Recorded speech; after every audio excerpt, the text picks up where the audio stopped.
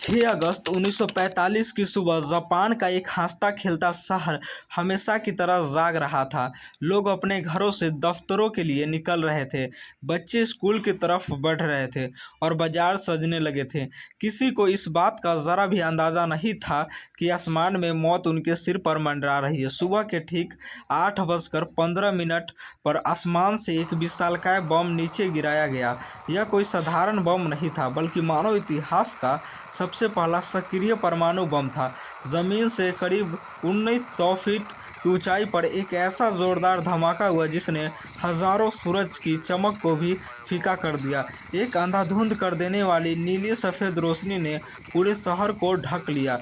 धमाके की तीव्रता इतनी भयानक थी कि हवा का तापमान तुरंत 4000 डिग्री सेल्सियस तक पहुंच गया। लोहे के खंभे और कंक्रीट की मजबूत इमारतें मोम की तरह पिघलने लगी। जो लोग धमाके के केंद्र के बिल्कुल करीब थे, वे पलक झपकते ही भाप बनकर हवा में उड़ गए। पत्थरों और दीवारों पर केवल उनकी काली परछाइयां छप कर रह गई।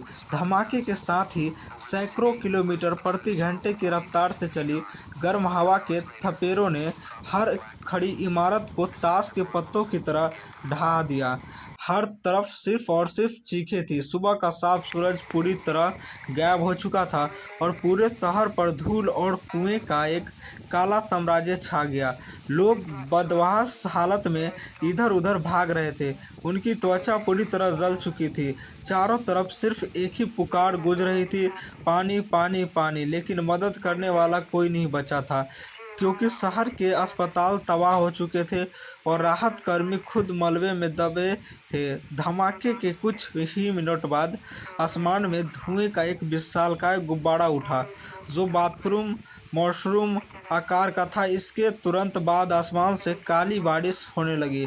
यह रेडियोधर्मी मलबे और पानी की बूंदों का जानलेवा मिश्रण थी, जिसने तबाही और ज़्यादा बढ़ा दिया। इस एक अकेले धमाके ने पहले ही दिन 80,000 से अत्यधिक मासूमों को जिंदगियां को ले लिया। शहर का 70% से ज़्यादा हिस्सा पूरी तरह ज़मींदोज़ हो चुका था। लेकिन यह विनाशकारी प्रलय यहीं नहीं रुका। इसके ठीक 3 दिन बाद, यानी 9 अगस्त 1945 को जापान के एक दूसरे शहर पर दूसरा परमाणु बम गिराया गया। हालांकि इस तरह के ऊपर घने बादल छाए हुए थे, लेकिन बादलों के बीच मिले हुए एक छोटे से रास्ते बम को नीचे गिरा दिया गया। यह एक दूसरा पहले बम से भी कहीं ज़्यादा शक्तिशाली था। धमाके होते ही शहर मलबे के ढेर और शमशान में तब्दील हो गया। वहाँ भी पल भर में 40,000 से ज़्यादा लोगों की मौत हो गई, नींद से सो गए। इन दोनों हमलों ने पूरे देश की रीढ़ की हड्डी को तोड़ कर रख दिया। चारों तरफ जलती हुई लाशें, मलबे का अंबार और अदृश्य रेडिएशन फैल चुका था।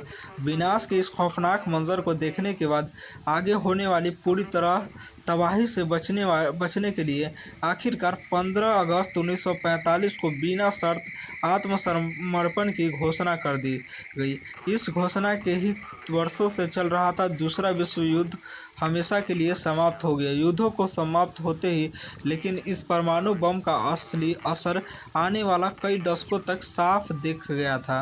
रेडिएशन यानी परमाणु विकिरण की वजह से बचे हुए लोगों को बाल झड़ने लगे और शरीर पर अजीब से काले धब्बे पड़ने लगे। आने वाली पीढ़ियों में बच्चे गंभीर बीमारियां और विकलांगता के साथ पैदा होने लगे। कुल मिलाकर इन दोनों हमलों में मरने वालों का आंकड़ा 2 लाख से ऊपर निकल गया। इतिहास का यह काला पन्ना आज भी पूरी तरह को यह याद दिलाता है कि परमाणु हथियार मानवता के सबसे बड़ा दुश्मन होता है।